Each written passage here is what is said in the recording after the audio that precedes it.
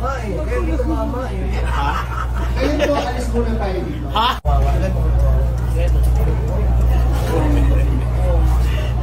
Pero, paano yung kanina? Ito sin. Hiningatan niya yung mukha eh. Kaya hindi tumama eh. Ha? Ngayon po, alis muna tayo dito. Ha?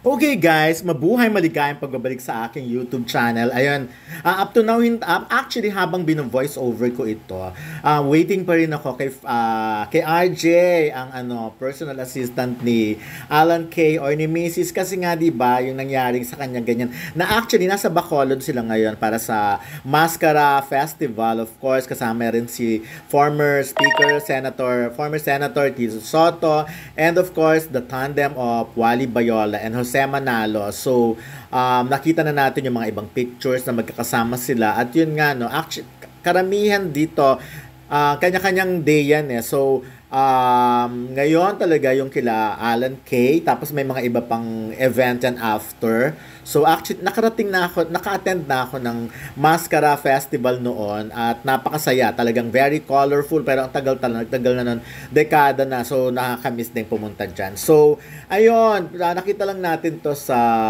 Instagram account ni Senator Tito Soto, former Senator Tito Soto, at magkikita nga na medyo na hurt talaga si Alan sa nangyari sa kanya. Hindi pa lang talaga klaro kung ano ba talagang eksaktong aksidente ang nangyari, kung nagkatulakan ba, natumba ba siya. Pero kasi sa mga ganito namang situation, 'di ba? Usually nung na-experience ko kasi yan dati, nakasama nga ang Itbulaga sa either abroad or dito lang sa Pilipinas, sa mga probinsya, talagang minsan mabilisan talaga ang kilos eh, especially kung dami-daming tao at kung ang ginanap ang event ay sa halimbawa sa plaza. Kung sa plaza medyo open siya, tapos maraming mga, alam niyo yun, since maraming mga cable, maraming mga kable na kinakabit, because nga siya eh, hindi siya yung parang the usual na nasa mall ka na meron ng ready agad or nasa you may stage agad-agad. So hindi ganon eh. So ang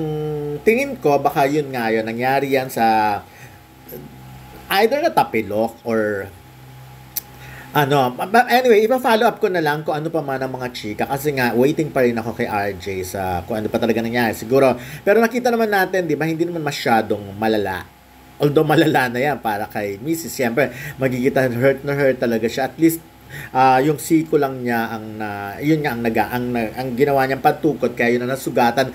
Pero nakita niyo naman sa first video, 'di ba, yung sa una, yung narinig niyo ang audio doon kung paano rin talaga kabaliw itong si Jose Manalo, na kahit na nasugatan na nga, nagdadaan pa rin, natatawa pa rin. Kaya siguro para ma-ease din yung pain, hindi masyadong matindi yung maramdaman niya. Natatawa na siya diyan kasi nga iningatan daw ang mukha talaga, dahil kaya talagang para hindi ma-damage. Kaya yan. Pero ano lang yan, abang-abang pa tayo sa mga kwento. Susunod ko na lang mamaya yan, pag detalyado na. Okay.